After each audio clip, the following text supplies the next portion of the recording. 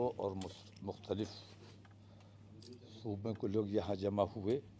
और मुल्क में जो मौजूदा हालात हैं, जिस तरह हुकूमत बेईमानी कर रही है और हुकूमत की सरपरस्ती में विश्व हिंदू परिषद और बजरंग दल जैसे आतंकवादी तंजीमें देश में उत्पात मचाने का काम कर रही हैं, जिस तरह हुकूमत के दबाव में कोर्ट फैसले करने पर मजबूर हो रहा है, जिस तरह बुलडोज़र चलाए जा रहे हैं बिना नोटिस दिए, रातों रात मज़ारात और मदरसे और मस्जिद मुनहदिम कर दी जाती है, इन तमाम चीज़ों से कैसे नबुर्द-ए-आज़मा हों। झूठा इल्ज़ाम लगाकर किसी को भी गिरफ़्तार कर लिया जाता है। गिरफ़्तार कर लेना और बात है, झूठा इल्ज़ाम लगा देना और बात है, लेकिन उसको टेररिस्ट से जोड़ देना, एटीएस की मदाखलत, इस किस्म की जो बेईमानियाँ हो रही हैं, इन तमाम बेईमानियों से एक बेचैनी का माहौल बना हुआ है पूरे देश में। सिर्फ मुसलमानों में नहीं, गैर मुस्लिमों में भी इन चीज़ों को लेकर काफ़ी बेचैनी है। तो इस बेचैनी को दूर करने के लिए और खौफ व हिरास को दूर करने के लिए हमने जेल भरो आंदोलन कल बरेली से शुरू करने जा रहे हैं और इसे इंशाअल्लाह देशव्यापी इस आंदोलन को बनाया जाएगा और इन तमाम बेईमानियों को उजागर किया जाएगा और इन तमाम बेईमानियों के ख़िलाफ़ गिरफ्तारियां दी जाएंगी। दूसरी बात यह कि भारतीय जनता पार्टी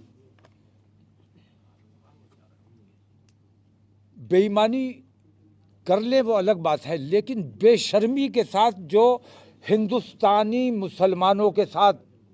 हिंदुस्तानी मुसलमानों से नफ़रत करने का मतलब ये कि हिंदुस्तानियों से जो नफ़रत कर रहा है, मैं ये समझता हूँ कि जो हिंदुस्तानी से नफ़रत कर रहा है वो सच्चा देश प्रेमी नहीं हो सकता, वो देशद्रोही है, उसे देशद्रोही कहा जाना चाहिए। उनकी जो पॉलिसीज़ हैं वो मुसलमानों के ख़िलाफ़ हैं, ज़बरदस्ती मस्जिदें छीन लेना, ज़बरदस्ती हमें ज़दोकोब करना, लिंचिंग करना, ये सरासर देशद्रोह है और हुकूमत की सरपरस्ती में ये तमाम देशद्रोह हो रहा है।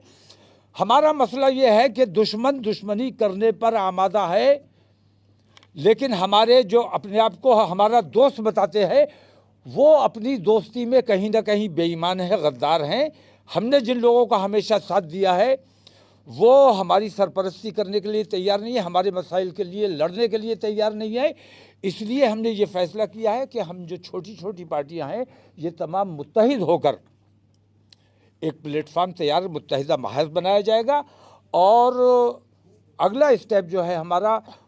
16 या 20 तारीख को इंशाल्लाह अगली मीटिंग है हमारी, उसमें SC ST OBC और तमाम दीगर माइनॉरिटीज़ हैं उन सबको जमा किया जाएगा और एक मुत्तहिदा महाज बनाकर ये पैगाम देना है कि वोटिंग नेगेटिव नहीं करनी है। भारतीय जनता पार्टी हराओ हमारा हमेशा नारा रहा है और इस नारे ने हमारा नुकसान किया है। भारतीय जनता पार्टी मत हराओ, हमें अपने आप को जिताना है, अपने लोगों को जिताना है। तो इसके लिए